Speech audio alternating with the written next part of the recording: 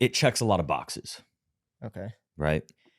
And it's arguably the most versatile tool that you can use in fitness that you can, I mean, one of them you can get a tremendous workout no matter what it is your goal is.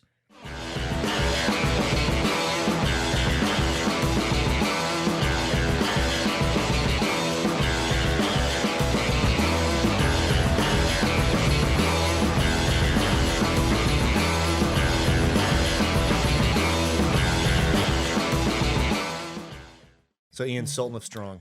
Yes. Where'd that come from? So that came from is it like a play on words in a sense, from a friend that was talking about like I wanted to create need to create a new fitness brand, new kind of identity, and because my old fitness brand didn't make a whole lot of sense at the time.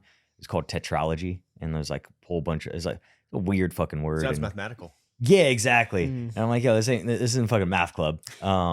And a buddy of mine he made a joke about the song Sultan of Swing. Mm-hmm. And I was like, yeah, but I can't fucking name my brand after like someone else's song. Like, first off, I'm just inviting copyright trouble if I ever go big. But also, like, I gotta come up with something different, in spite of the fact that like kettlebells are a big part of what I do with, fitness and whatnot. And kettlebell swings are, cornerstone, foundation, all that. Sultan of Swing just seems there's something. It's almost a little too on the nose. Okay. And at the end of the day, to me, strength is king. So that's what everything else is built off of. And cool, Sultan of Strong. It's a nice little alliteration, kind of flows, and it's more applicable to what I do than just kind of pigeonhole myself into something like, only being the kettlebell swing guy. Yeah. Why is it that you like kettlebells so much? I've never been a big kettlebell workout guy. What is it about kettlebells that you like so much? So it checks a lot of boxes. Okay. Right?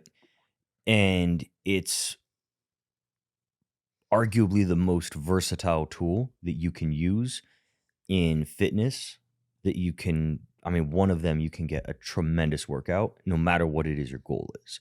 So if you want to get strong, you can use kettlebells to get really fucking strong. You want to get in really great cardiovascular shape, you can get incredible conditioning from it. You want to build muscle, you can get tons of hypertrophy from it. Whatever it is you want to do all of that at the same time, there's ways that you can do that. And it's a lot of the kettlebell movements recruit your whole body at once. So in that sense, it's also incredibly functional.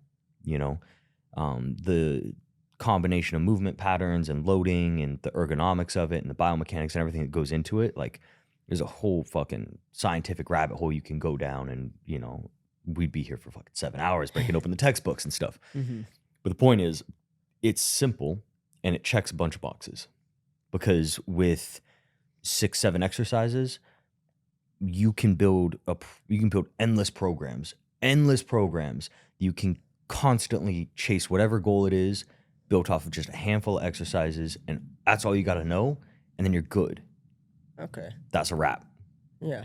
We don't have to be like getting into specialty, machines and, chasing like particular joint angles and trying to do like play fucking, what are those toys, like Tinker Toys with the fucking gym equipment like the bodybuilders do, which like bodybuilding is its own thing. That's cool. Like I'm good with bodybuilders. I'm not, you want to, and I think like actual like exercise machines and stuff in the gym they serve a purpose. They're useful. There's nothing necessarily wrong with them, but for the average, just anyone in general, really, you can use a couple kettlebells, get really fucking strong, get in really great shape. You feel awesome. You have a ton of functional strength. They have the what the hell effect, which what is that? The what the hell effect. So what the hell effect is, it happens with everyone.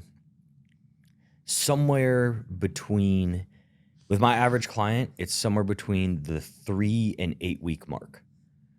On average, somewhere in there, there's going to be a moment where in their life, they go to do something that's like a normal activity, right?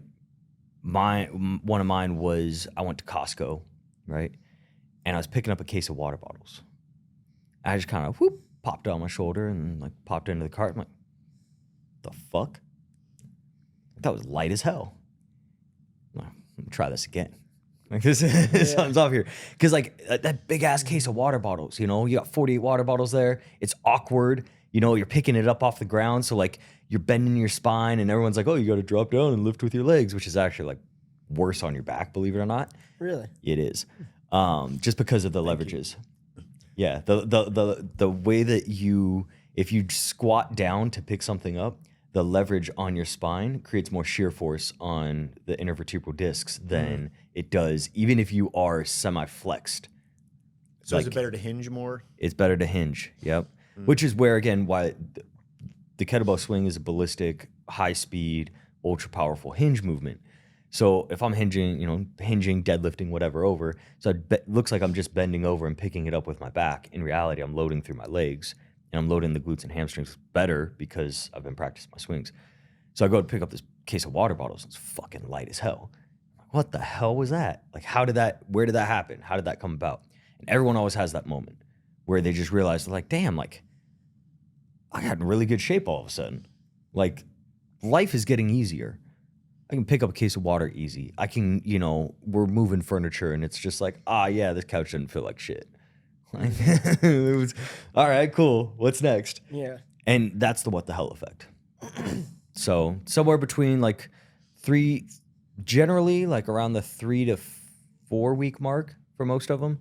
But depending on, where we're starting from and things like that, like it might take up to like 6 or 8 weeks. But at some point, every client that I work with, they get a what the hell moment. And then that's where they're just like, oh shit, this is working. Yeah. There's carryover between what I do in the gym and everywhere else in my life. Okay. So you've trained like professional athletes, sports teams, and you've also done private clients. Do you have the same approach to these high-level athletes as you do, say, just the average man? Someone asked me something similar recently, of like, is it just kind of cookie cutter sort of thing for me? And in a broad sense, yes. But on a specific level, no. Okay. So in the broad sense, I want to help whoever I'm working with optimize their performance. So in the broad sense, whether it's an athlete or it's a 60-year-old dude that runs a collections agency, at the end of the day, I'm still looking to help them get stronger, help them improve their conditioning, their cardiovascular shape, improve body composition, be more powerful, whatever it might be. So the end goal is all kind of similar. How I get there, that's where things get kind of different depending on the situation and the context.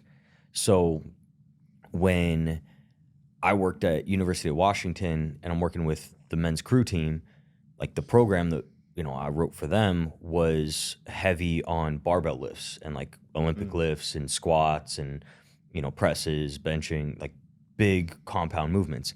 But I also had to train 63, give or take, like 6 foot, 6'4", like dudes your size, built like you, that are all not built that well. Let's similar frame. I gotta still be like, yeah, yo, what's up, man? And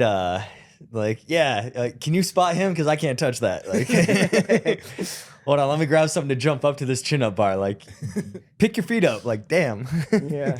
But point being, when I had to get 63 dudes in and out of the weight room in an hour, they're coming in off the water, like post practice, and this crew was amped. Like the energy's super high. They are jacked. They're fucking ready to go.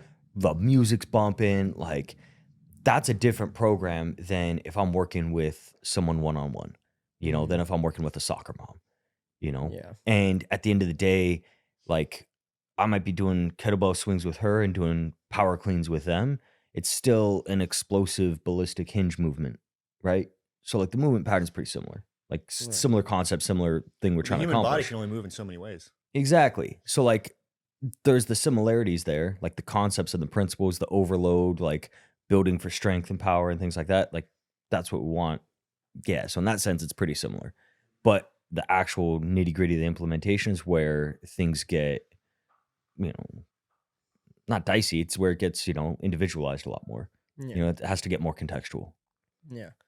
That's always been my gripe with CrossFit is that it's a very general workout for so many people, but it's not individually tailored to their strength level or their load, whatever. Fuck CrossFit. See, I was going to ask you about that because I thought they used a lot of kettlebells in CrossFit, so I was thinking you'd be more of a fan of that. They use them wrong. They use them poorly. Here's the thing. I like kettlebells. Yeah, kettlebells are awesome. If you use them poorly, go fuck yourself. So what's the wrong way to use them? Because I'm sure that I use them incorrectly. All right. So things that are the wrong way to use them. All right. There's levels of wrong here. So you can go on fucking like TikTok or Instagram, and there's like different in the kettlebell world. I've found like whenever I hate myself enough to dip my toe into it and like explore it on social media, there's like you got the hard style like Pavel Satsulin, strong first, RKC, classic kettlebell style, and that's more where I train and what I lean towards because you have firm movement standards, you have high tension, you're building a lot of strength as your foundation, and like it's simple, self-correcting, and safe. There's minimal risk of injury there. So to me, for general population, like that's where I'm going to go towards. Then you get into what they call kettlebell sport, which for the most part is actually pretty safe, but you really have to know how to load it and program it and get the dosage right, for lack of a better term. And that's where it gets a little bit more flowy and it's not quite so firm and like snappy with all the technique, but you're going for endurance. The goal is you're trying to do like 10-minute sets without putting the bell down, 30-minute marathons, like that kind of deal. Those dudes are crazy fucking strong with, the bells and like just in general, and they got amazing fitness. But for general population, like you got to be a little bit more hands-on with the coaching to make sure that someone doesn't hurt themselves because you're got a little more leverage against joints and whatnot. And then you got those fucking kettlebell flow faggots, and that's the fucking worst. And they're just like doing spinning stuff and like whatnot. It's like circus tricks. And that's the stuff that's super dangerous. And like to me, that's a way like it's wrong. That's not how the bell was meant to be used. Right. And yes, now you're getting into, you're using you're using a tool in a way that it's not like implemented for, or it was designed for. Just because you can doesn't mean that you should. And they're doing it in a way that people see it, they think it looks cool, and they want to try it, and then they end up hurting themselves and fucking themselves up. CrossFit lands somewhere between kettlebell sport and kettlebell flow because their biggest thing that they do is the American swing, which is just... That's where you go above your head, is that right? That's where you swing it, and instead of stopping like around the shoulders, you just keep swinging it up to like over your head. That's the abortion swing. Because like a fucking a botched abortion looks better than that. Just do a fucking kettlebell snatch then, because a proper kettlebell snatch allows your shoulder to, and like when you break down the force vector of it, a kettlebell swing is more horizontal force, right? You're snapping, you're driving your hips forward, but like you hinge back and you drive forward, hinge back, drive forward, right? And then you let the bell swing up, and then it swings back down, and it's like a pendulum, right? Well, when you do the American swing, that pendulum keeps going, and then it keeps going like it's going to go in a circle, right? So that's why you stop a kettlebell swing at like shoulder height. Use your lats, brace, and stop at the shoulder height. You give it a little juice on the way back down. Now you got some overspeed going into the the backswing, and now your hinge gets more powerful, more elasticity. It's great. The snatch, when you do a kettlebell snatch, it's not out and back up. It's up. You're trying to tame that arc. You're not trying to get a big circle. You're trying to drive it as close to your body as possible and go vertical with the force generation rather than horizontal. Right? So what they're doing is they're taking a horizontal force production and they're trying to take it away from them and then bring it back to them, which is terrible for your fucking shoulders. God awful for your shoulders. Whereas a kettlebell snatch is you're taking a sort of that horizontal base hinge, force production, but now you're going to apply that force production upwards, vertical, and you're pulling that belt into you as you're snapping those hips so that you're not driving it away from you and back up. You're driving it straight up as close to your body as you can. Yeah. And now all of a sudden your shoulder's moving more naturally. And instead of the bell going out and coming back, the bell's going up, and then you're just stopping it at the top and you catch it. And now, oh shit, you don't have to deal with 50 something pound cannonball with a handle on it throwing you backwards, trying to throw your shoulder out. But CrossFit doesn't teach high quality technique. They don't do that with anything that they do. This is what, like, my beef with CrossFit. What I like about CrossFit is that it got people off the couch and doing shit. So at least they're working out. Yeah. Right? Cool. We did that. We got them in the gym. We gave them something. We gave them community because that's what, they wanted. And it got them feeling good about themselves and getting fit and whatnot. What I don't like is that they're taking exercises that the people aren't meant to be doing and trying to jam them into it as like, yeah, you should be doing Olympic lifts. Like, no, you shouldn't. You can't, like, if you go to any even like mediocre Olympic lifting coach, anyone who's been Olympic lifting for a while, or you look at, how they train up and coming Olympic lifters at the adolescent level in countries that do really well in it, aka Eastern Europe or China or Russia, things like that, they have strength markers of like, you need to be at this strength level of your basic strength lifts of deadlift and squat and press before you can move into doing the actual heavy Olympic lifting. Interesting. And they do tens of thousands of reps with a broomstick with an empty barbell before they move into loaded barbell cleans and snatches and jerks and that kind of thing. Because you need to have a strength base for your body to be able to generate all the force that it's going to generate in a powerful sense, but also absorb all that force. Because when you do a clean or a snatch, that bar is weightless at one moment. And then your body has to catch and absorb all of that force coming back down at 9.81 meters per second squared. Because that's what gravity's doing. So you are going to beat gravity, but then gravity gets to grab that bell and throw it back down on you. So you need to have the strength to be able to, the yielding strength, the eccentric strength to stabilize and absorb all of that. And if you don't have that strength built up initially, then you're just asking to injure yourself. And that's why, at one point, and this may not be true anymore, but it was like an average of, I think it was 8 or 9 months that someone would be in CrossFit before they had their first major injury. Sounds about right. Yeah. And if you look at how CrossFit programmed, most people would see all of their results within the first 6 to 8 weeks generally. After about 2 months, all of a sudden they stop seeing change. Because the energy system development for CrossFit was completely fucked. There was no actual thought process behind how to build and develop the energy systems so that people could actually continue to see changes in terms of burning fat, building muscle, that kind of thing. Yeah. It was all just, super high glycolytic, balls to the wall, high intensity, go, go, go, go, go. There's never any recovery built in, and there's never any building your aerobic base or strength or any of the foundation work that needs to happen. Because just like with power exercises, you need to have that strength foundation to be able to generate that power properly and do all that kind of thing. With the energy system development, your cardiovascular system, it's the same thing. You need to have an aerobic base. Your aerobic base and your strength base are what everything else gets built off of. So if you want to be in really great shape, you need to be aerobically fit, which means you got to do a lot of low intensity volume. You need to be in that zone 1, zone 2 cardio type of deal. So CrossFit never does that.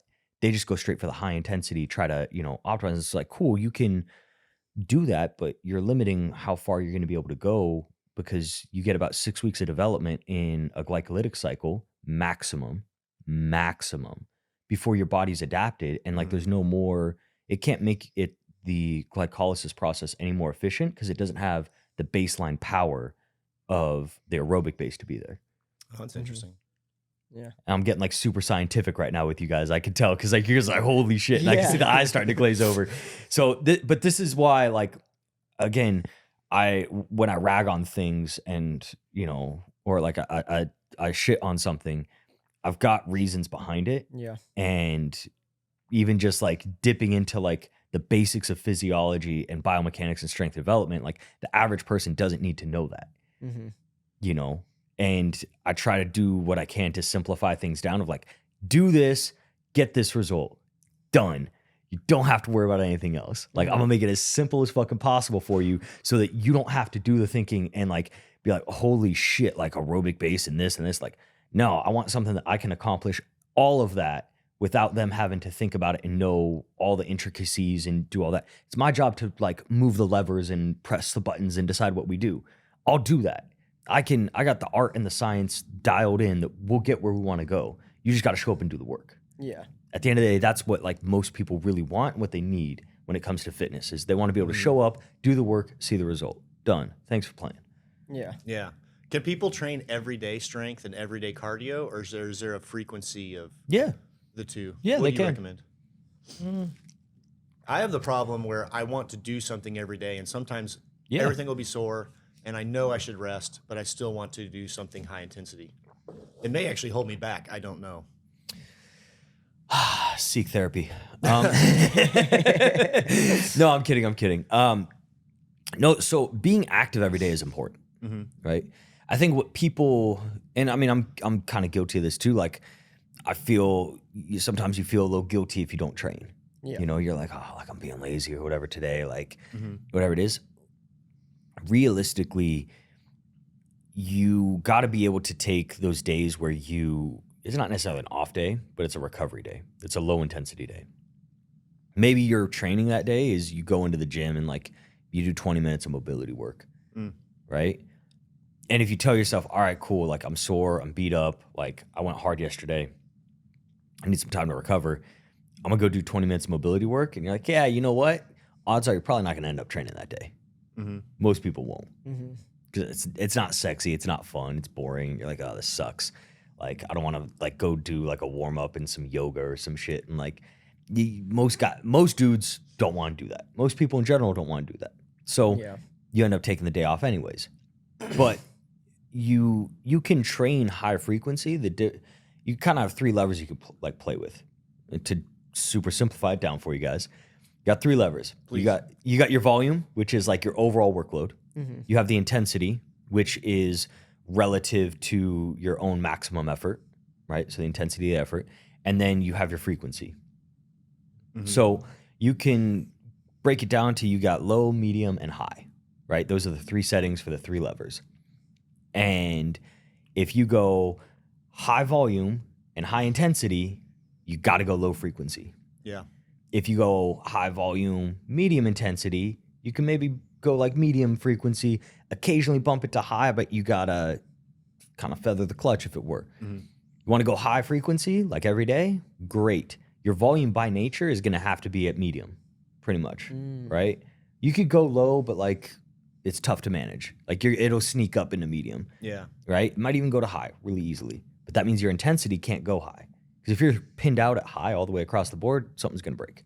That's red line in the engine. So you just got to know how to moderate that kind of thing. What are your thoughts on soreness as an indicator for recovery or readiness to work out again? I mean, I look at soreness as, are you sore in a way that's going to cause a further issue later, right? So like if I lift, one thing like I know for myself, this is purely for myself, is there's a type of soreness that I can get and I feel in my upper back that I know that if I push a little bit too hard, I'm going to set myself back for a week. Because I'm going to get like, something's going to cramp up or knot up or whatever it is. And like, I'm going to tweak something and, you know, get like that crick in your neck. And it's like, crap, I got to get this, you know, worked out type of thing. I know that like there's a certain feeling that happens in that area that I'm like, yeah, I shouldn't have done that. I've done it enough times. I'm like, all right, cool. I know the warning signs now, right? But overall for soreness, if you have a properly and intelligently written out training program, the program doesn't care about your feelings. You know, the program is the program. It should be built in enough that, yeah, there's gonna be days where you're sore and you feel like shit, but you should still be able to go out and do whatever it is that's on your sheet. And if that means that you didn't have anything that day, cool, you get the day off. If you had something, you're probably gonna be able to do it. You might not like it, but you'll be able to do it. Yeah. But if you don't have that level of like method to the madness of what it is that you're doing and thought behind your program, then general rule of thumb would be like, yeah, if you're sore, like you should probably take an extra day off maybe. Because then you are more likely to put yourself deeper into a recovery hole. Yeah. And it's just, then there's a whole lot of context that goes around that too. If I know that I'm going to be taking a trip and I'm not really going to have time or access to a gym, I might jam in 1 or 2 extra workouts before I leave, right? Knowing that I'm going to have extra days off coming. So even though I feel like shit and I'm sore, I'm going to get that last, training session in, just get it done. And then I got 4 or 5 days off to recover. Like that's one way of doing it. The other way of doing it is now I'm going to stick to the schedule and it gets done when it gets done. Generally, the one that tends to feel better is that. Okay. And for longevity purposes, like the days when I know I got some time coming off or something like that, and I'm going to go, rather than jam extra workouts in, trying to like stay ahead of the schedule, just, train a little bit less, my body tends to feel better. I'll be all right. So is there any truth to this, or is it just placebo? Because I find that whenever I work out, like my lats today are super sore because Yep. I think yesterday was the most amount of correct pull-ups I've done in a single day. We all Fuck had a yeah, really bro. hard workout Yeah. yesterday for the listeners. And I find that whenever I'm sore, if I get out and just do something that activates the lats a little bit more, I'll feel so much better throughout the day instead of just like sitting and letting it rest and letting what is the lactic acid sit in the muscles. Am I on the right track? You just triggered Ian. All right. So Lactic acid. That's the reality. So first, I'll go back to what I said at the very kind of beginning of this, earlier in this topic, I should say, where being active every day is good, right? So if you're active, do like a flush workout type of thing, like great. I did my whole, like I jammed an extra workout in to get back kind of on track right before I left to come out to Texas. And so like yesterday I had some time. I was like, there's some bells outside. There's a pull-up bar. I could do like, see about maybe getting my next training session in, blah, blah, blah. I'm like, nah, I already checked all the boxes I need to for the week. So I hopped on the rower. I was like, yeah, I'm gonna set it to 10K. Maybe I hop off after 5. We'll see how I feel. Like I didn't sleep that best. Like at this point it's bonus, right? It's bonus recovery, right? The whole time I could always like, I verbally checked myself, pass the talk test as I'm rowing, because I knew what pace I needed to keep it at. It was like 18 strokes per minute, like ignore the time, just hit that stroke rate and then like consistent, get it done. It was like 22-minute 5K. I hopped off. I'm like, cool, I feel better. Done. Easy. Didn't have to like, it doesn't have to be complicated. And in that sense, like, cool. Like it could be that simple. It could be go for a walk for 45 minutes, could be, hop on the rower, could be do some yoga. All kinds of things are available to you. The biggest thing for a lot of people is just do something.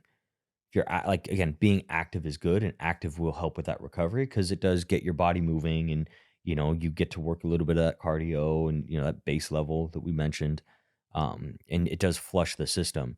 What I will say though is that this whole get the lactic acid out of your muscles is fucking stupid. That's not how it works. Okay. Your body clears the lactic acid. Your body has mechanisms in place to clear that lactic acid out of the muscles within a few minutes. You don't have extra lactic acid that like sticks in the muscles, and that's what causes soreness. What causes soreness is that it's like micro tearing in the muscle, right? Okay. So you're without getting too deep into physiology, your muscle fibers themselves are basically like 2 hooks that work together. So they hook in like this. You contract the muscle, they contract, right? You relax the muscle, they relax. You get micro tears where little parts of those hooks disconnect. And then your body repairs them, and then the muscle works better again, right? But that little micro tear is where the soreness comes in. So the more intensely you cause that damage to the muscle and overload it, the more the soreness sets in. Okay. That's what the like actual soreness is. It's not lactic acid. Because you didn't do anything that was like got you glycolytic yesterday.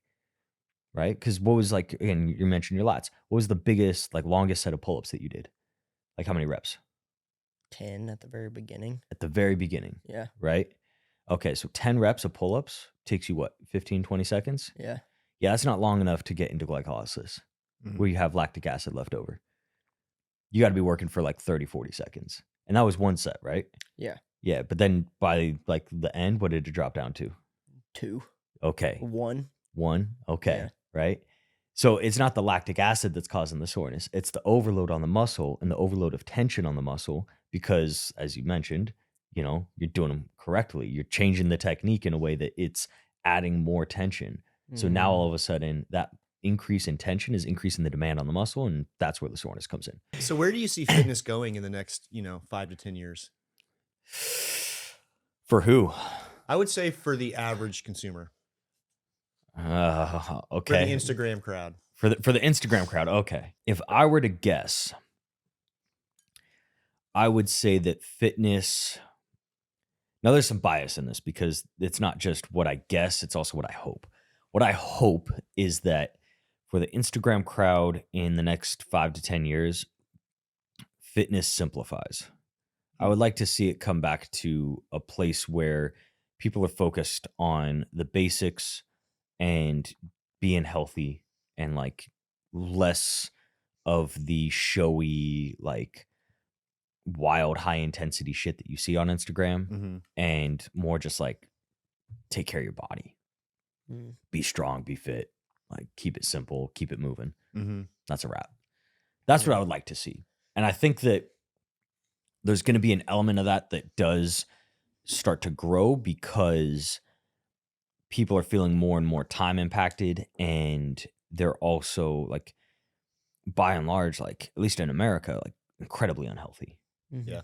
And the bill is going to come due when they're going to start seeing their parents and their grandparents, as Peter Attia says, die a slow death, where they've got all these diseases and they're just like dragging out the process of dying because they're trying to, fight it off as long as they can with all the medication and different procedures. And, you got, people that are like cutting off like feet and legs and arms and whatnot because, the diabetes is starting to take it. And it's like, you got one thing you got to do in life, one commitment in life that you cannot get out of, and that's die.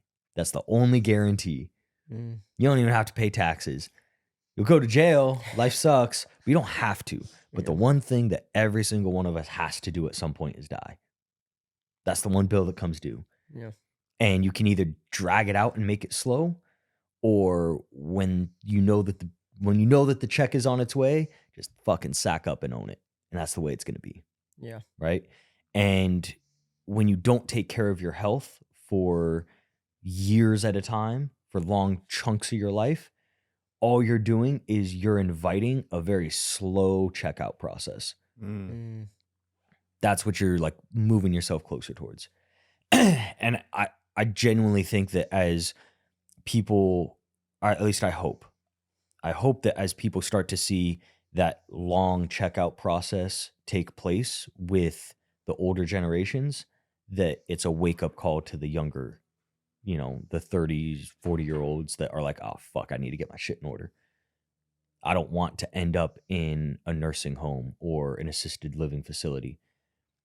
I wish I could take care of my parents, but like, I don't want to do to my kids or, do to my friends or my family what my parents have done to me, which is put me in that spot where all of a sudden, it'd be nice if, cool, your parents live with you, near the end of their life and whatnot, and you can kind of take care of them and like keep the family together and sort of thing.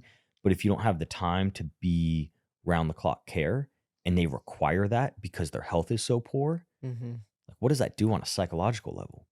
It's rough. Yeah. And I've seen it like firsthand. I know it's not an easy thing. And some families it can work. Maybe they're not that close knit, but for other families they are. And that is where it really like sets in. And so I hope that in the next 5 to 10 years that we get more back to let's take care of the basics and just be healthy and be fit and not worry about, okay, do we look great on Instagram and things like that? Because if you take that away as a focus and you focus on what's actually going to enrich your life on a day-to-day level, you're going to get the fringe benefits anyway. Yeah. So did you grow up in a healthy family, athletic kid? Healthy family, yes. Athletic kid, fuck no. Like, God, no. When it comes to athleticism, I did not win the lottery on that one. Let's just put it that way. I love my parents. They did, a lot of great things. Good genetics for athletics were not one of them. So Yeah. when it came to raising me, like a lot of great stuff. Great genes for sarcasm. Yeah, right. I got for the between the ears stuff, everything up top, all that great fucking aced that one. Thanks mom, thanks dad.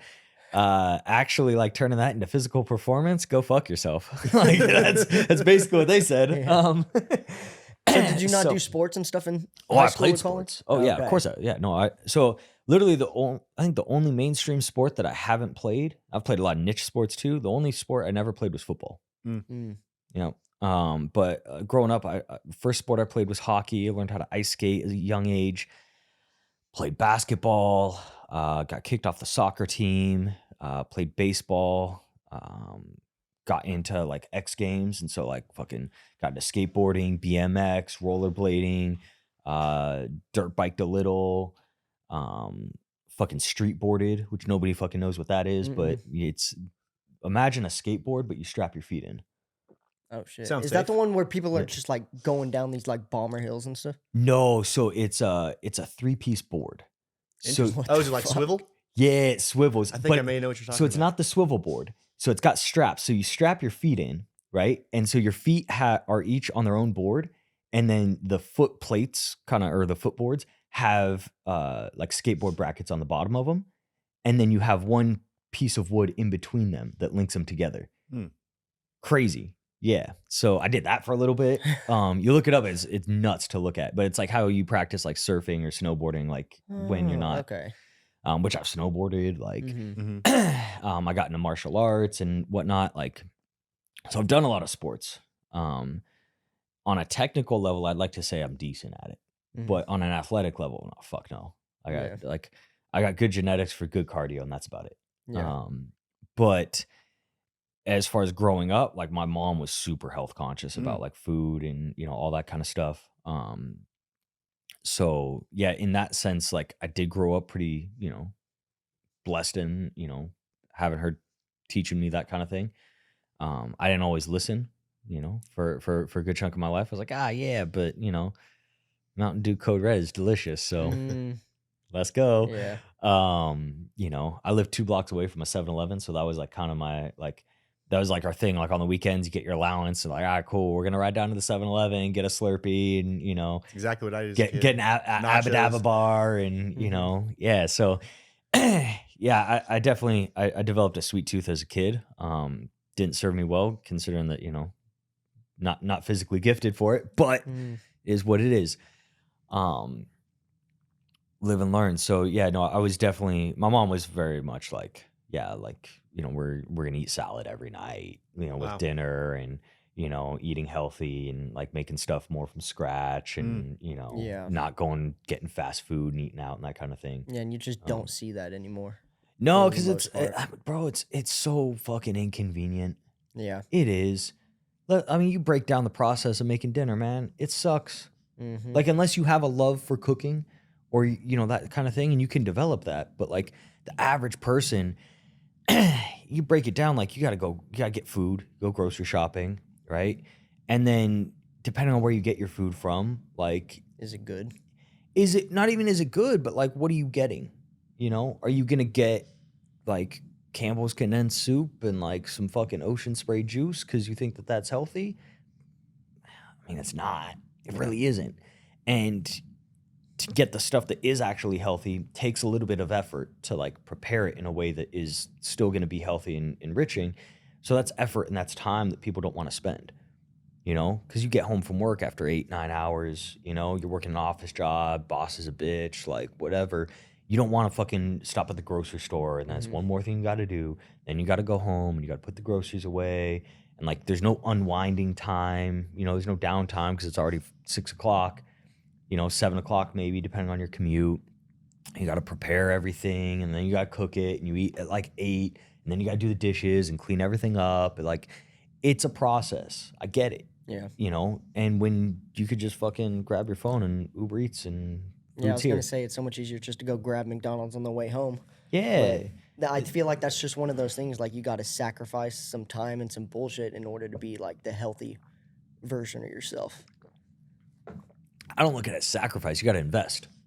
I like that better. Yeah. It's an investment, you know, and because I'm big on trying things. I'm gonna try it myself because I want to find out. I like to do things for the sake of doing things.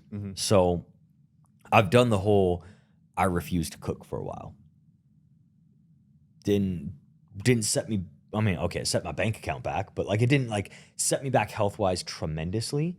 But I like was fucking crazy active, and I wasn't like doing fast food drive through type stuff, right? Yeah.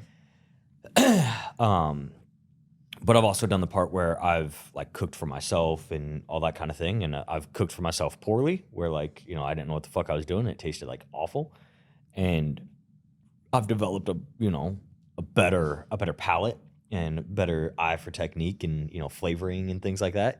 So I've cooked myself where it's like gone really well. When you learn to cook for yourself, you just a little bit like base level of like appreciation for flavor and seasoning, and you take pride in what it is that you're doing, just a little bit. It makes a world of difference. Yeah. And once you have that, then all of a sudden it gets a lot easier to wrap your head around the concept of like, all right, I'm going to make dinner when I get home. I'm going to cook something. Because if you can just, convince yourself, for lack of a better term, that, all right, you know what? Some ground beef and some eggs sounds really good for dinner. Well, that fucking takes 15, 20 minutes to put together. Yeah. Right?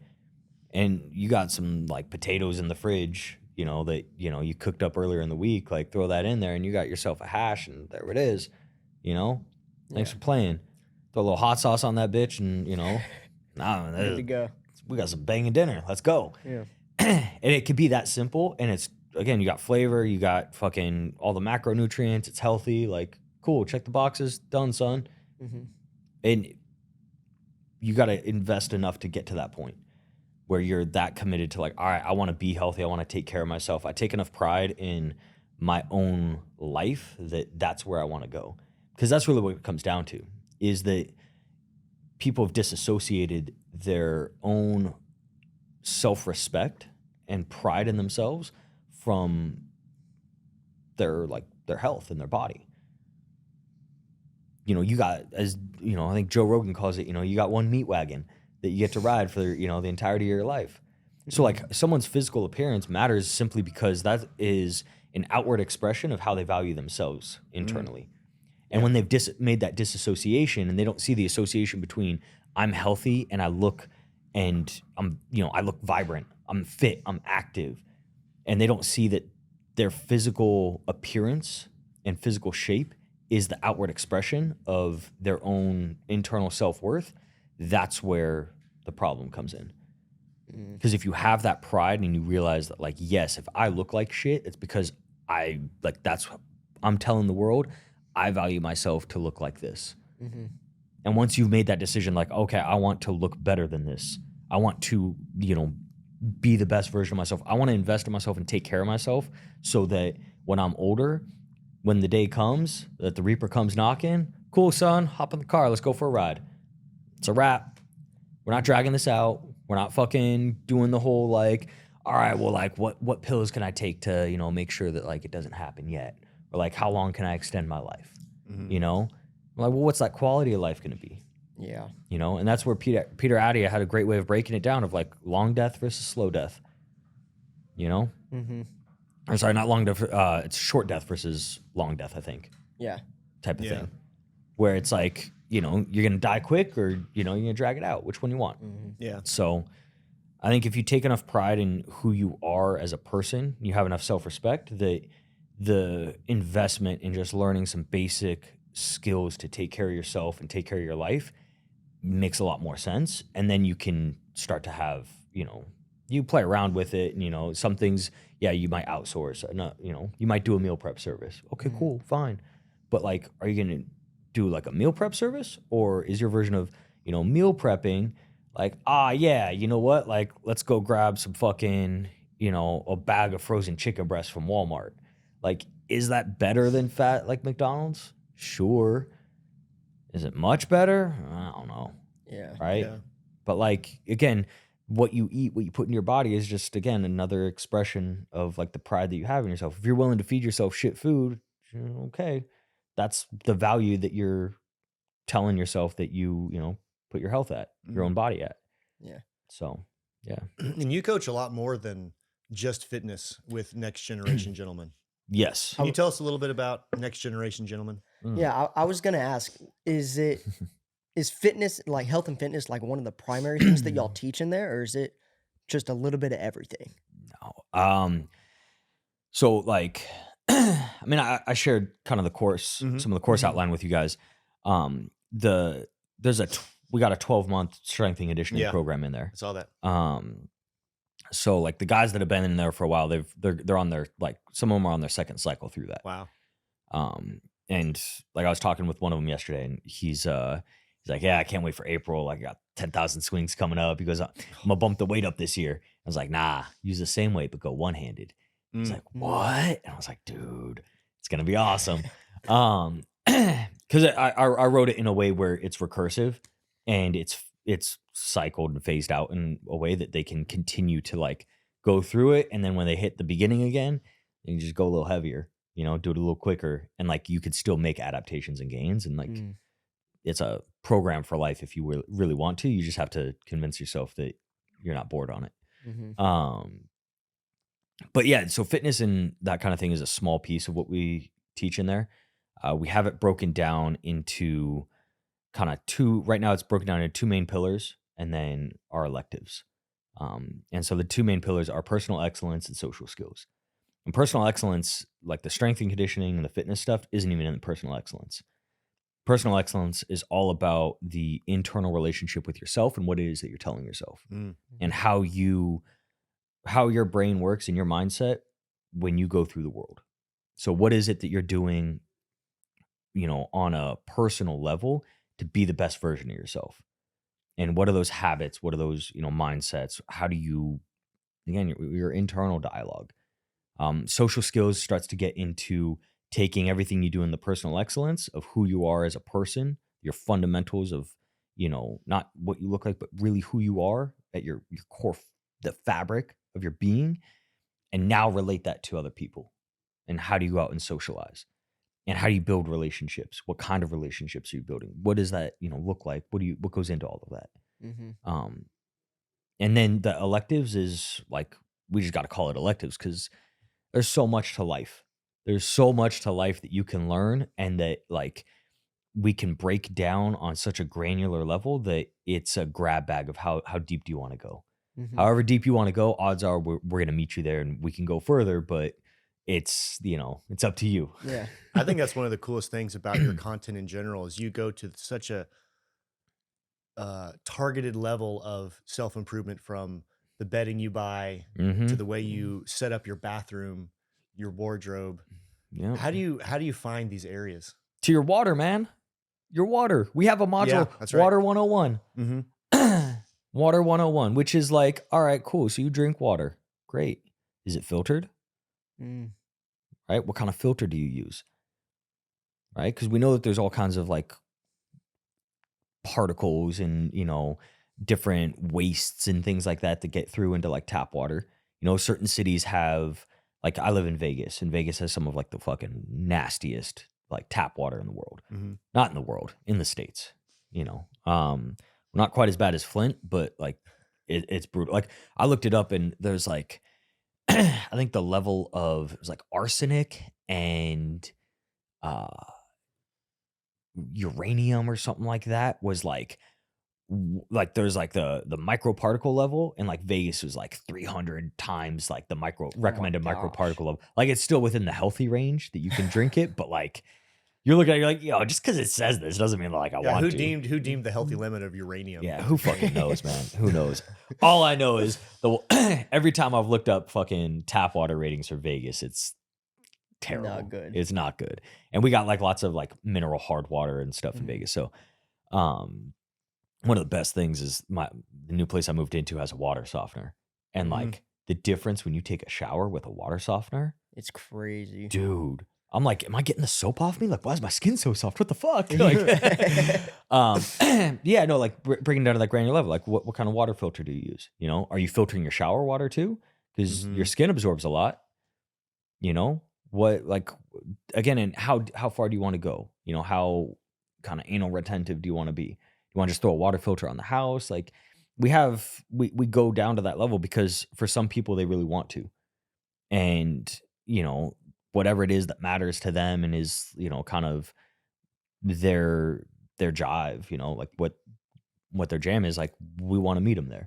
Mhm. The idea is that we want to help young men discover who it is that they really want to be and figure out where they want to go in life, and then provide them with the tools to get there. And it's not that we're going to tell them this is how you have to do it. It's we're going to show you like some of your options, you know? Kind of like we're almost like the Snap-on man, you know? I got a big fucking truck with all kinds of fucking tools. So what kind of car you want to work on? You know, what kind of man do you want to be? Mhm. Because between myself and Wem and Cyber Steve, like, we have more than enough tools and more than enough life experience that we can tell you, here's some stuff to get you going. But at the Yeah. end of the day, it has to be you that does the work. It has to be you that decides where you want to go. How are you going to get there? What does that look like? You know, Mhm. we talk about the, you know, like social skills, and, you know, I mentioned it's how does who you are as a person relate to other people? You know, what kind of relationships do you build? Who do you build relationships with? That is different on a, you know, person to person basis. Like, me and Corbin might have a different friendship than me and Andrew do, you know? Mhm. And I might be better friends with one or the other. Like, that's fine, right? There's no right or wrong here. Mhm. But the context of that relationship is going to be different, you know?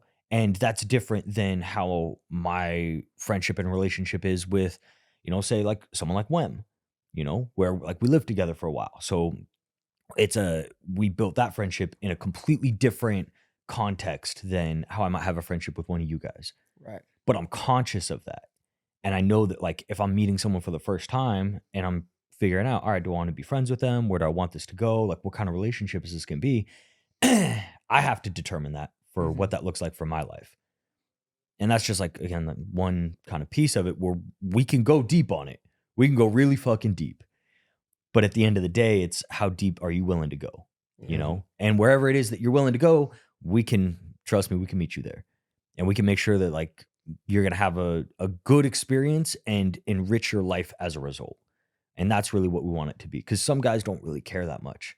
Yeah. There's certain things that they don't give a fuck about. And I get it because I'm the same way. Like, I don't actually give that much of a fuck about the sheets that I sleep on most of the time. Yeah. You know, I'm sleeping on a fucking air mattress this weekend. Like, okay, cool. I'm good with that. My mattress at home, way different, Yeah. right? I invested in that thing. Like, I've done that, you know. Mhm. You know, you can develop a range.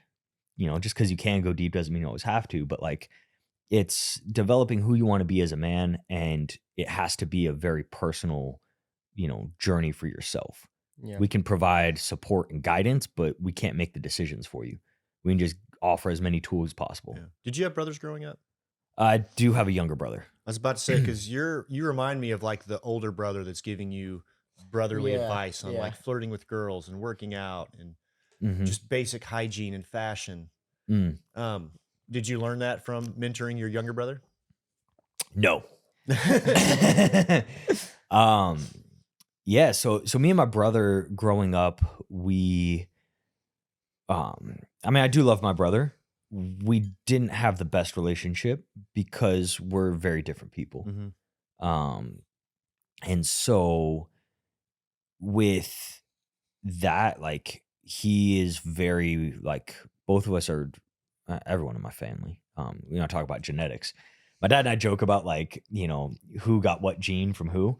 And so, like, him and my mom are both very stubborn. Mhm. And so you put two stubborn genes together and then you pass them on to, like, the kids, and you can only imagine what that fucking household is like. Yeah. Yeah.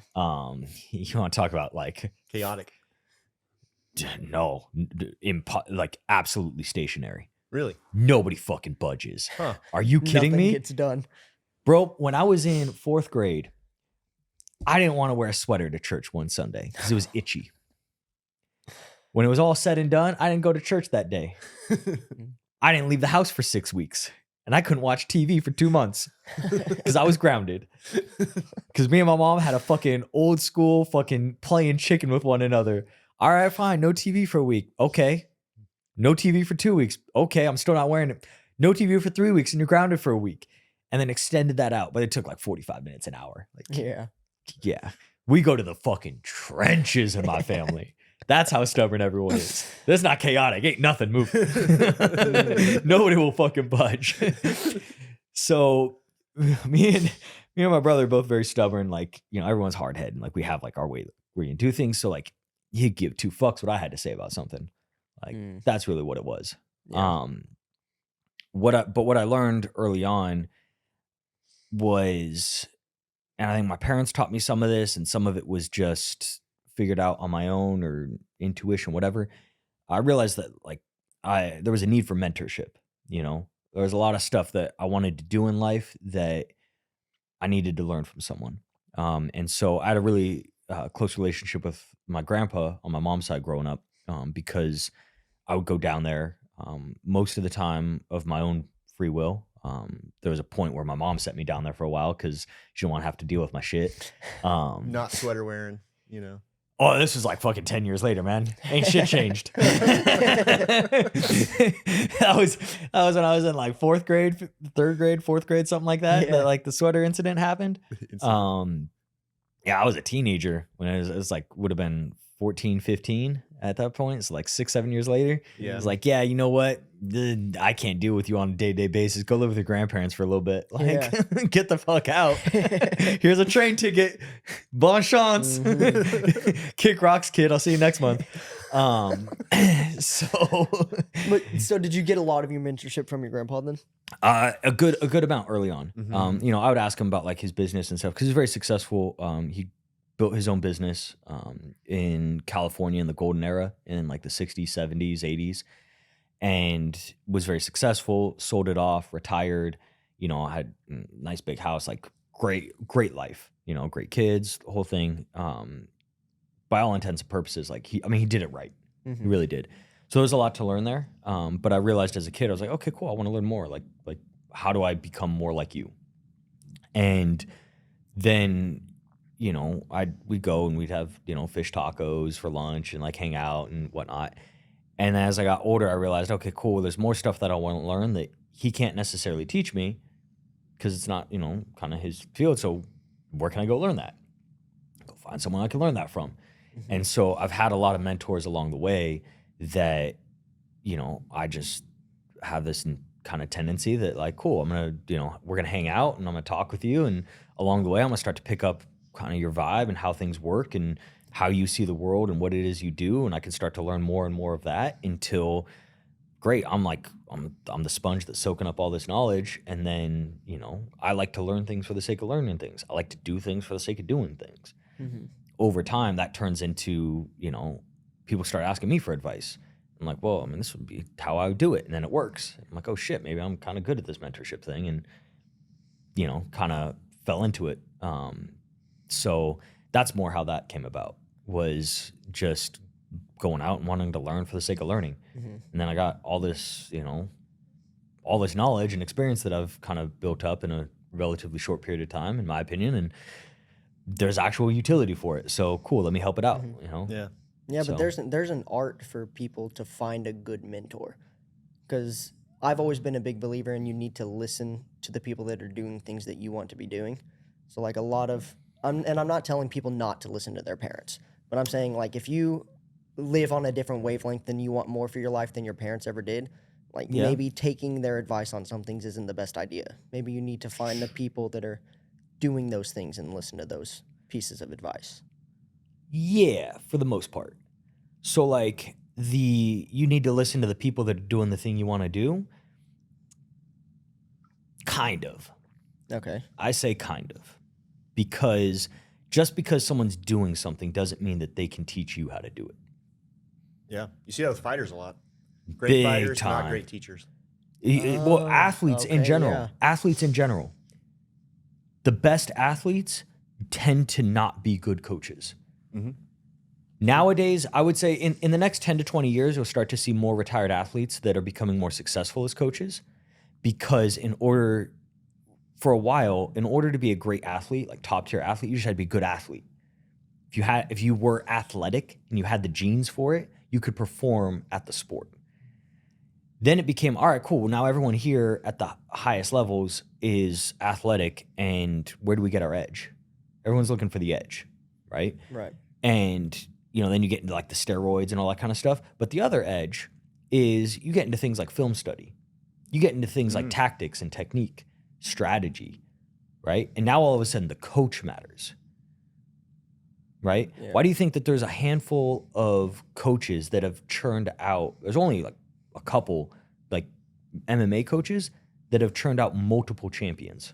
Greg Jackson was one, right?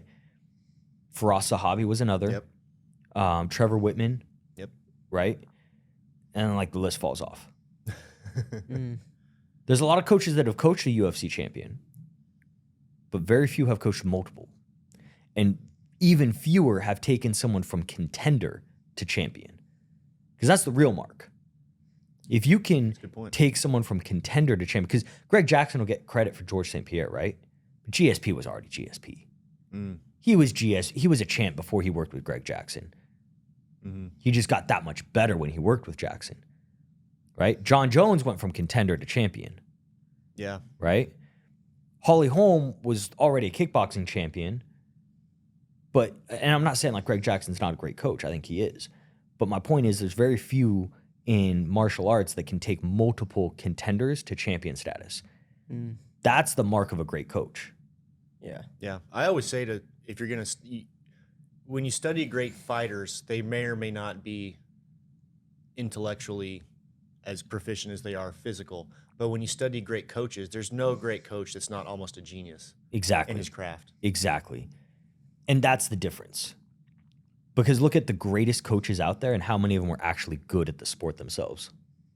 I'll wait. Yeah. Most were okay, but not like world champ. Like Freddie Roach. He was a good professional boxer, but he's an amazing world-class coach. How great of a professional football player was Bill Belichick? I don't know. Probably not that great. Not a big football guy. He didn't make it past college. Really? Yep. Same with Nick Saban. Two of the best football coaches of all time. Never played pro. They couldn't. They physically they weren't there. They didn't have it. But they have some of the best minds for football. Right? What set Kobe Bryant apart from everyone else was he did all the things off the court that nobody else was willing to do. He was always looking for the edge when it came to extra training, to extra recovery, to extra film study, breaking things down.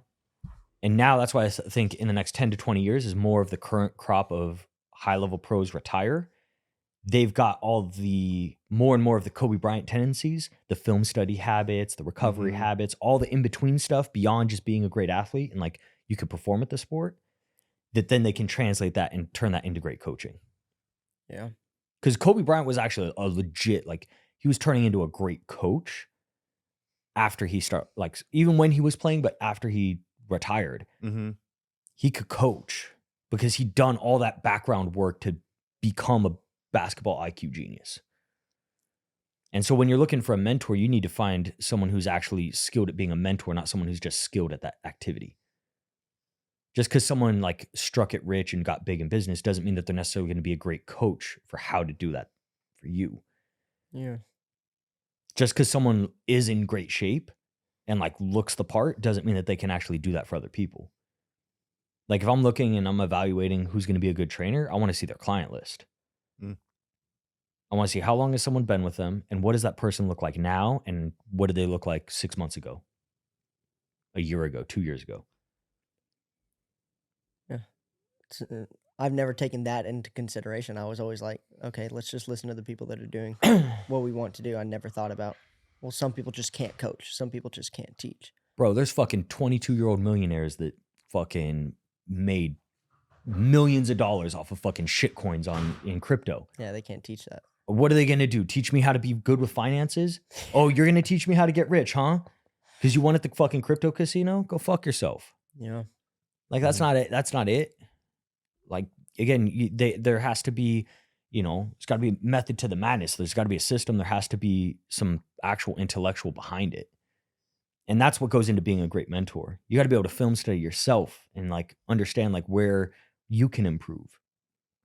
And I think if you like when you're asking like where my ability to coach and dispense advice and be a mentor came from, I learned like in the trenches working for free for like years as a strength coach to develop my craft and become a really effective coach where I could connect with the players, connect with the athletes, and get the most out of them. Like I'm still like friends, and I still am in contact with athletes that I worked with almost a decade ago. And like, which It's a good sign. Yeah, it's surreal now. Like I was talking to one of them actually 2 days ago on my way out here, and like she responded to like an Instagram story of mine, and like we haven't talked in probably a year or two, but like I was like, oh, it's like it's crazy. She just had a baby like 6 months ago or something like that, sometime last year. Like she's got a family now and all this stuff, and like one of the nicest people in the world. I'm like, oh, it's really great, to see like the family you've built, the life you're building, whatnot. Great, great person, and it's surreal to see like because I remember back when she was playing college soccer, and now like completely different, Yeah. but that was something that it took me a long time and a lot of effort to be able to build that up to where I had the skill to connect with people. And when I am giving them that advice, like it resonates and they'll fucking run through a wall to make it happen. Yeah.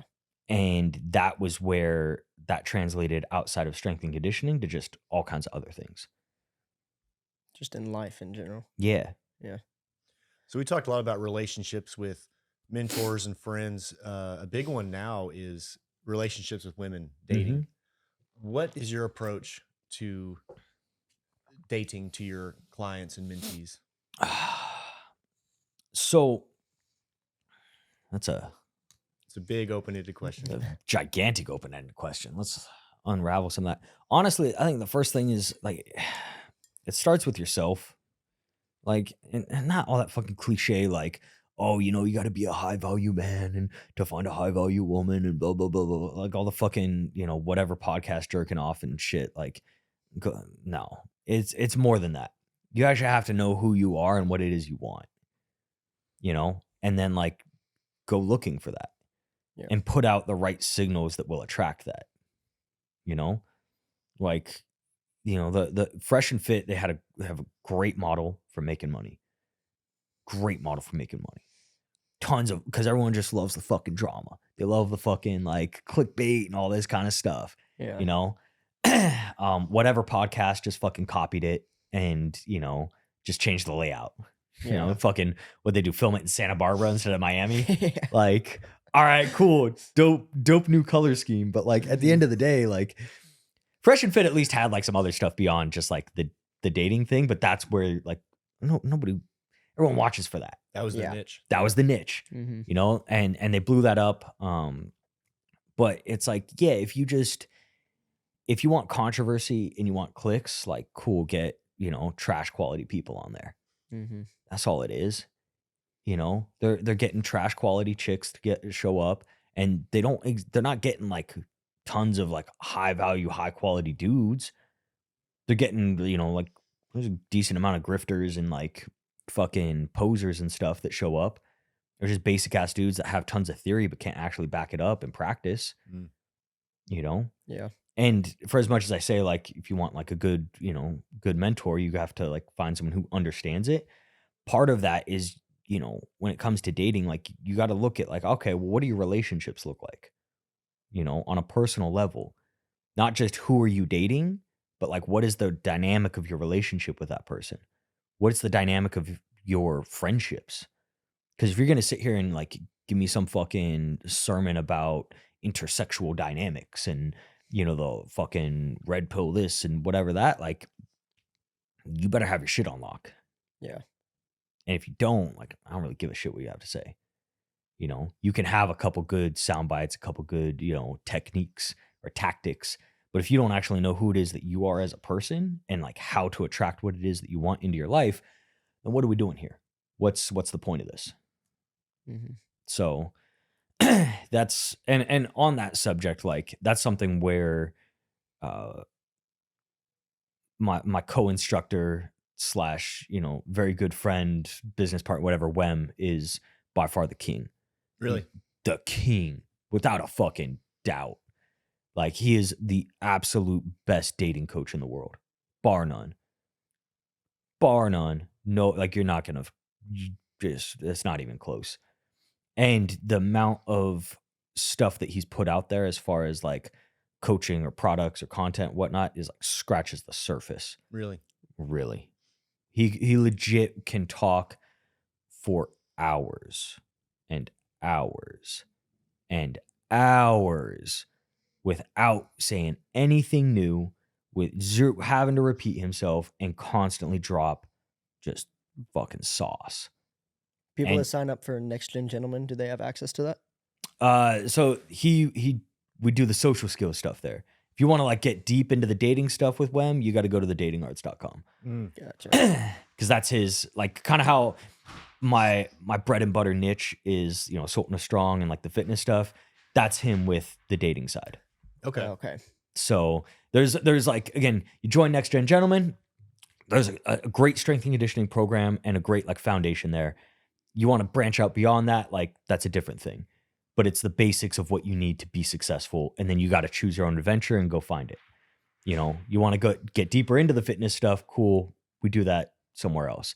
With the dating and the social skills and the basics of like starting, that dynamic and understanding kind of who you are and how you're going to relate to people, and on a general sense, and like some like intro kind of thing with the dating, Next Gen Gentleman will help you with that. You want to get deep into it, you fucking hit my man up on the side. Yeah. That's a separate thing, because there's so many different ways that can go, and same with the fitness stuff. There's so many different ways that you can take it, and so many different levels that you can go to, and so much individualization that you can go learn that on your own and explore and have fun with it, and you're going to be successful, and you got the right tools in place. Mm-hmm. And if you want to just accelerate that process, that's a different service. Yeah. We're trying to, Next Gen Gentleman is about setting someone up with all the tools to build their own life how they want it to be. Yeah. Not us carrying their hand through that. Yeah. That seems to be a big issue or maybe problem with people now, is just connecting with the opposite sex, Mhm. mainly with men trying to get the women they want. And I feel like the whole concept of high value, low value, etc., it's almost too analytical. It's very much like, well, I need this much money, I need to look like this, I need to have this kind of car, this kind of house. My theory is that women are more attracted to a man's energy as a whole, kind of the sum of him, his beliefs, his attitudes. What do you think is like the essence or the secret to masculine energy? So I think you're on the right track there. Okay. Like in general, I would say, like, I agree with you. I think the essence, when it comes to attracting women, is there's two things that you have to keep in mind. One is that, in this phrase, when was the first one that dropped this to me, and I've used it. I'm gonna continue giving credit for it. Is don't treat people how you want to be treated. Treat people how they want to be treated. And so it's very easy for a lot of guys to treat other men, treat other women how they want to be treated, because they figure, well, that's what I would want. So It's like the golden rule. golden rule, right? Yeah. Yeah, that doesn't quite work. Mm-mm. Because what resonates with me may not resonate with you, or with Corbin. And like, I mean, we've hung out enough, and like, you've seen how I coach and like work with people. I'm pretty quick I pick up on coaching different people different ways. Yep. There's a different way that I'll talk to you than I'll coach Corbin up. Because I throw my testers out there of like, all right, let's see what seems to get the response that I'm looking for. And there's an art to it, but I'm going to treat you and coach you the way that you want to be coached and you want to be treated, because that's what leaves you with the feeling that you want to come back for more, and that, this is a good, positive relationship. And that's really what I want. I'd rather have good, positive relationships with people than not. Yeah.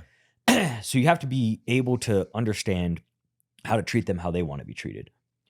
The other part for like developing some of that masculine energy, and the reason for like the treating them how they want to be treated is you have to put out the signal that's going to pull them in, right? They're going to be whatever it is that they're looking for, that they're attracted to. You need to put that out there as the signal of, I'm going to give you what it is you're looking for. Meaning, if you think that the way to establish yourself as a high value man is I got to have the nice car, I got to have the nice house, I got to have the flashy watch, and I got to be, you know, hitting bottle service a couple times a month and blah, blah, blah. Well, you're going to attract the women that want that lifestyle. Mm-hmm. Yeah. Whatever else comes with it, right? Outside of that, maybe they're great at, you know, they're going to be a wonderful mother and they can cook and they can make a home, you know, they can make a house into a home and they can do, you know, all the great, you know, things that guys say that they want. But like, maybe they can, maybe they can't, who knows? But if that's the biggest signal that you're putting out there, that's the biggest thing that you're going to pull back in. Yeah. And for developing masculine energy, I think it's not about that. And I don't mean that on just like even like a materialistic level. I mean, you really have to develop your purpose and what it is that you want from life. And women will be attracted more so to that energy of he's driven and he's going somewhere, not just he has things. Yes. We've all seen the guy that has a lot of money, but he doesn't necessarily convey ambition or motivation versus the guy that's on the way up, but he's motivated, he's ambitious, he's a free thinker. I got a story for you. Okay. So when I was working as a personal trainer at Lifetime, I had a client that this dude was extremely successful. We were talking, like, we talked sports betting, you know, and whatnot, because he's a gambler. And, like, I'd bet, you know, football, because I was watching a ton of football back then. I was fresh out of college strength and conditioning, so I was still, you know, hooked. And legit, his like, average betting unit size was, like, 200 times mine. Wow. Like, I'm like, I was having, you know, I had a good summer, so it was like, yeah, you know, I'm betting $50 a game, and he's dropping 10 racks.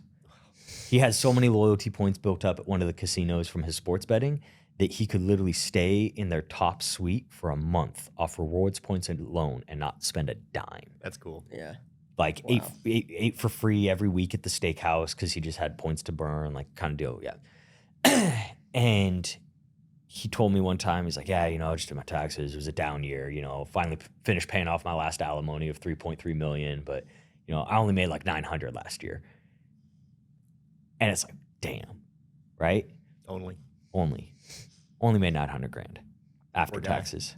What's that? Poor guy. I know, right? I feel for the dude. Low value man. Well, here's the thing. Andrew. Okay. So he was on his third marriage. Third marriage? I'm going to say third. Yeah, it was his third marriage.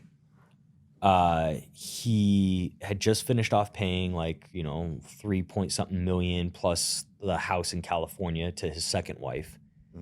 Had a 6-year-old with his third wife. So kind of do the math on that. He was in his 60s. Yeah. So you could see how that marriage came about. Yeah.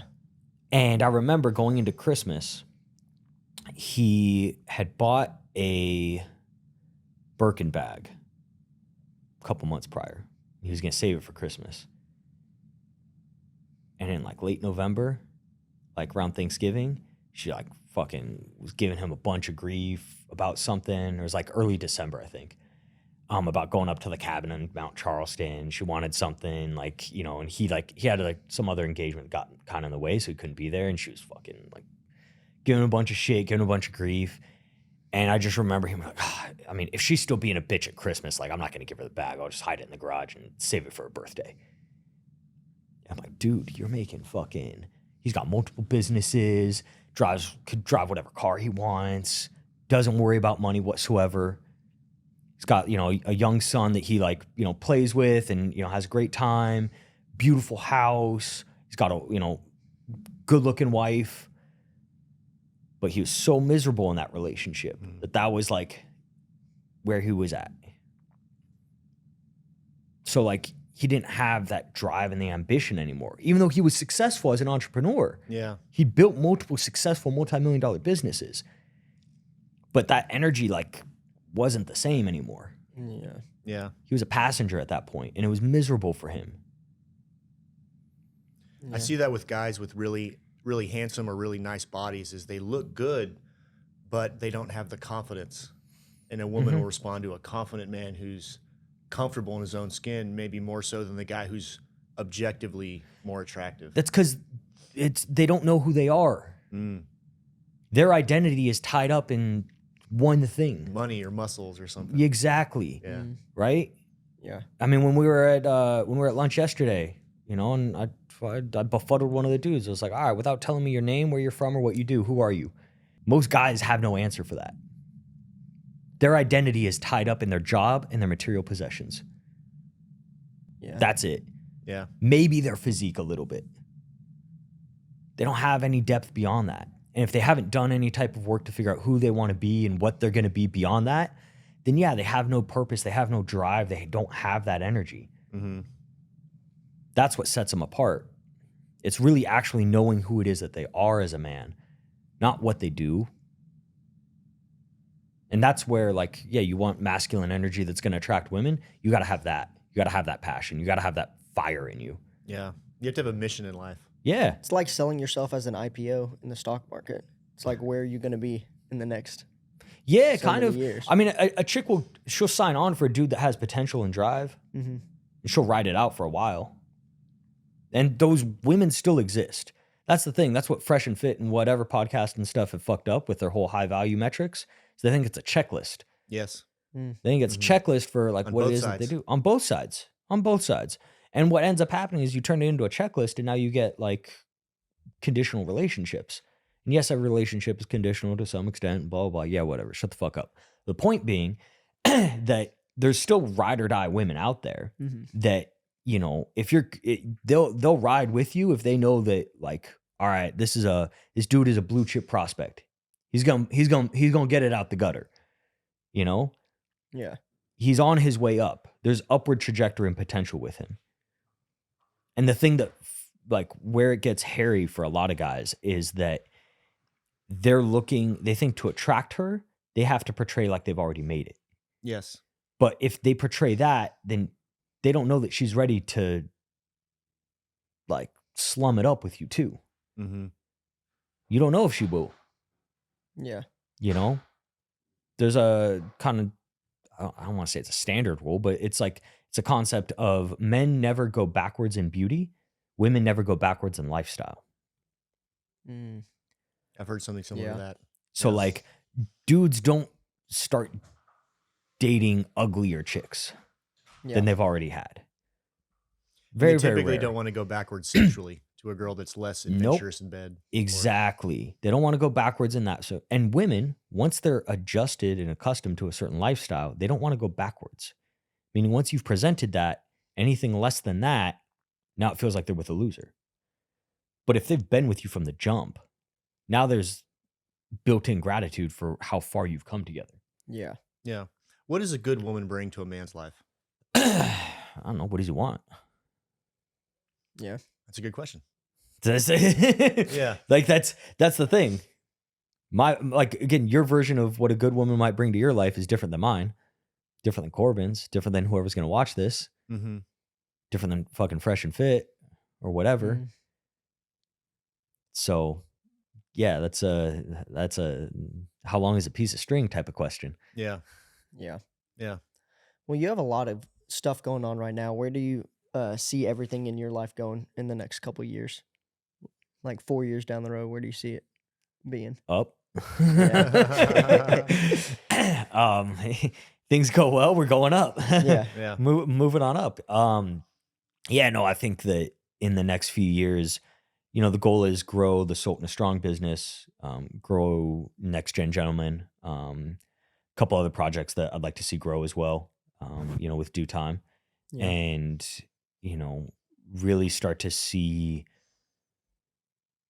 see an impact being made. Yeah. That's the biggest thing, is just take, not just myself, but some of the people I work with got a lot of valuable knowledge that can help people, and like just see that start to, grow. Yeah. But yeah, that's where I see, at least for myself, things going in the next few years. You know. So a closing thought.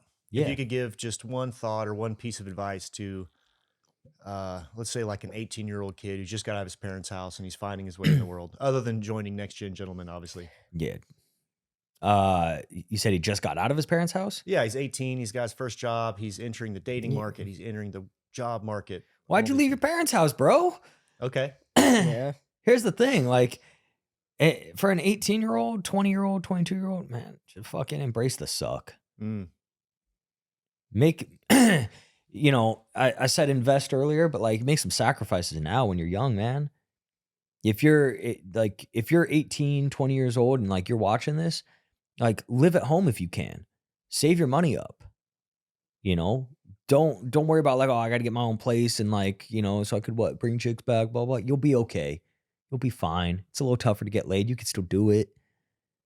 But embrace the suck now. Do the hard work now to set yourself up for later. Figure out who you want to be as a man, what skills you need to attain to build the life that you want, to have income for years to come. You can invest and do that sort of thing. If that means you live at home with mom and dad for a couple years and save up, great. Because all that is that's just bankroll and flexibility and a safety net for later. And right now, at 18, 20, 22 years old, whatever chick you're with, odds are you're probably not going to be with her in 5 years. So I hate to tell you this. Done that song and dance a few times. It ain't going to happen. That's fine. But who you are in 5 years, if you play it right and you invest in yourself and build yourself up first, 5 years, 10 years from now, the world is yours. And it doesn't happen overnight. It's not a linear path. There's going to be setbacks. You're going to get a good job and you might get laid off. That's fine. It happens. You know, you start a business and it fails. That's fine. It'll happen. I've done that a few times. Like, that's life. Welcome to the fucking game, kid. It's easier if you're living at home. I can tell you this much. If I was living with my parents when, like, you know, my gym blew up during COVID, that would have been fucking so much easier if I didn't have to fucking pay rent. You know? If, like, they were helping me out with food and stuff. But that wasn't the case. You know? So, yeah, you want to get out and, like, live on your own and do that sort of thing. You can be independent and still live with your parents. You can make your own food. You can, like, learn those life skills and do that thing. You know, so that's as soon as you told me you just got out of his parents' house, I'm like, yeah, first off, why the fuck do you do that? Yeah. Now you're just burning money. You don't have to. At the end of the day, if you're spending what, $1,000 a month in rent, right? Let's just say 1,000, round number, kind of average around the country. You know, $1,000 a month in rent. That's 12 grand a year. You live at home with mom and dad for 2 years. That's 24 grand. 24 grand you could save. Not to mention utilities. Not to mention extra food costs. Not to mention all that other stuff. But let's say you got 24 saved up, right? And then, like, let's do a little math here. Let me pull out this calculator. Because an FHA loan, you only need 3.5% down. 24,000 divided by 0.035. That means that you could qualify for an FHA loan with a down payment of 24,000 up to like $685,000 house. Or don't go fucking crazy like that and like maybe put like 10, 20 grand down on like a $200,000 house and like be smart. But my point is, with 2 years of saving up your rent money, living at home, you just bought yourself so much more flexibility, and now you're a homeowner in your early 20s. And once you're in that system, you're in. Now you want to talk about things I fucked up. I didn't buy a house early enough. Now I'm playing catch up on that front. But once you have one house, you can start to leverage that against other ones as long as you're not fucking reckless. You build up equity, and then you can take some of that equity out and roll it into a down payment on another house. And then you got ways to defer the tax savings and all kinds of shit. And then like you have wealth and assets accumulating.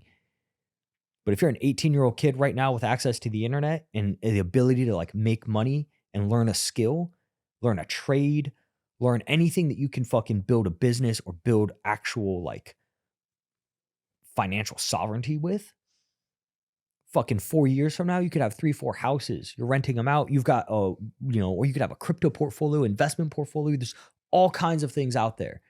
All you got to do is just be willing to fucking eat some shit for 4 or 5 years. If you can do that, you fucking crush it. Because right now it's easier than ever. Yeah. I ran an experiment recently. I haven't applied for a job officially, like properly, in like almost 8 years. everything that every job, whatever I've had in the past since like 2017 has come from like people that I knew. I haven't cold applied for a job in forever. 2017, I applied for one and I got it. So I was like, all right, cool. So recently I was like, you know what? I wonder what it's like out there in the job market. I got gaps in my resume and stuff of me doing my own thing and whatnot. I haven't written a resume in forever. So I applied for a job as a barback. I have zero like official hospitality experience.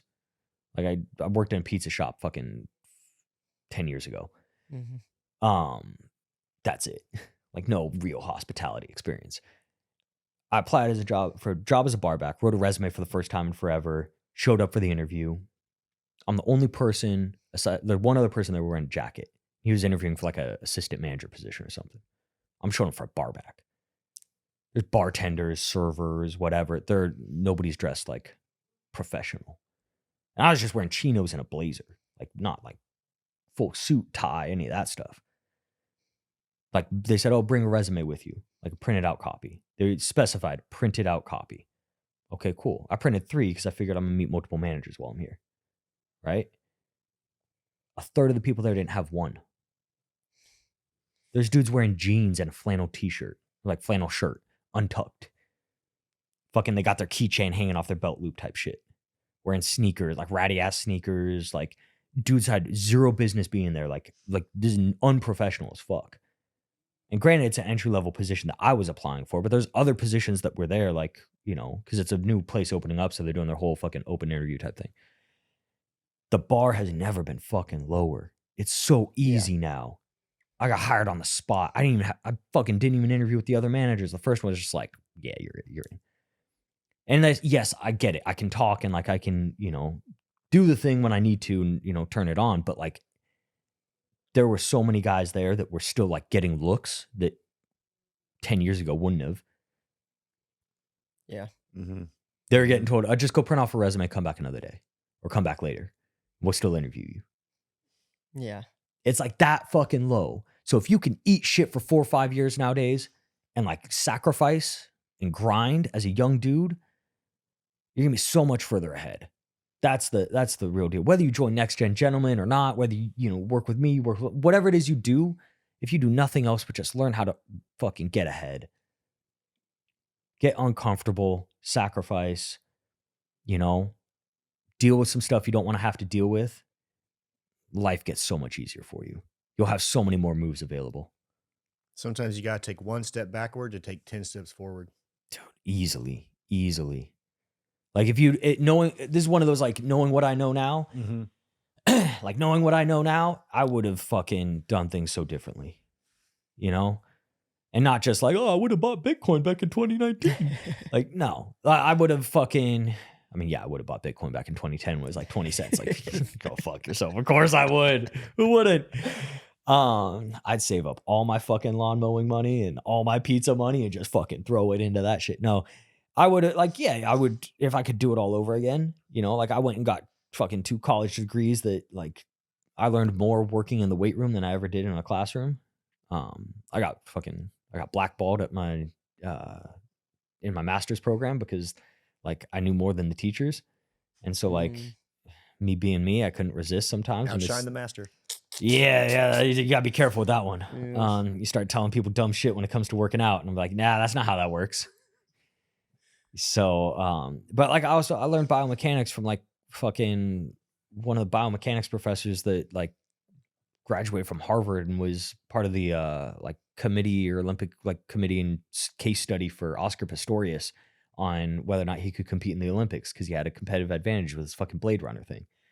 Like that's who I learned biomechanics from. So when some other fucking broke dick biomechanics professor is talking about how, oh, you don't want to squat below this knee angle, I'm like, actually the shear forces at that angle are at its greatest and you get better compressive forces when you're lower, which stabilizes the knee. So it's healthier for your knees to squat to this thing, And she's just like, yeah. So anyways, my point being, like, I didn't learn shit in college that like really has like benefited me other than like some lessons of like what not to do. Yeah. Right. I would have definitely like rather have put my time and energy into the things that would have like actually mattered in the long run. You know, if I was young, I would have fucking stayed at home for a few more years. Absolutely. Stay at home for a few more years, do an apprenticeship, become an electrician, and start like fucking private contracting out, build my own electrician business, you know, plumbing, one of the trades, something like that. Cool, easy. You don't even have to like, you gotta be intelligent, but like that's not a ultra high IQ type of thing necessarily. Yeah. It takes a different type of grit and a different type of intelligence for sure. But like there's so many options out there. And that's just one. Develop a skill as a copywriter and like marketing, you know, could have still done the trainer thing and like the, you know, personal training route and all that. Could have done that and started earlier online. There's so many different ways that you can do it, but you just have to commit and stick with it. You know, the first probably 6 to 12 months are always the hardest, and then it'll start to get a little bit easier. But you gotta commit and stick with it. And if you could do that in a way where, you know, you limit your downside, you're living at home with mom and dad, cool. So be it. You're young. Nobody gives a fuck. Yeah. At the end of the day, I mean, it's the whole fucking funeral rule. How many people that you're talking to today are going to be at your funeral in 20 years, 40 years? If you're a young dude and, you know, 18, 20 years old, 30 years old even, how many people that you're friends with now are going to be at your funeral 30, 40 years from now? Yeah. So do you really give a fuck if they like might think that you're a loser behind closed doors, but they won't even have the fucking balls to say it to your face? No. Yeah. Who gives a fuck? Do what you need to do. Get your shit done. Embrace the suck. Life will go on. You'll be better for it. Yeah. Yes. Well, Ian, after this, I'm sure everybody's going to want to know where to find all your information. Sign up for Next Gen Gentleman Instagram. Yeah. Where can everybody find you? So the easiest way, Instagram.com/Sultan of Strong. And for Next Gen Gentleman, you can go to nextgengentleman.com. Also Next Gen Gentleman on Instagram. IG is probably the easiest way to find and follow along. Just shoot a DM and, you know, get you taken care of. So yeah, there we go. Awesome. Appreciate it, guys. We appreciate you coming on and dropping all this gold. Yeah, Thank my you, pleasure, friend. man.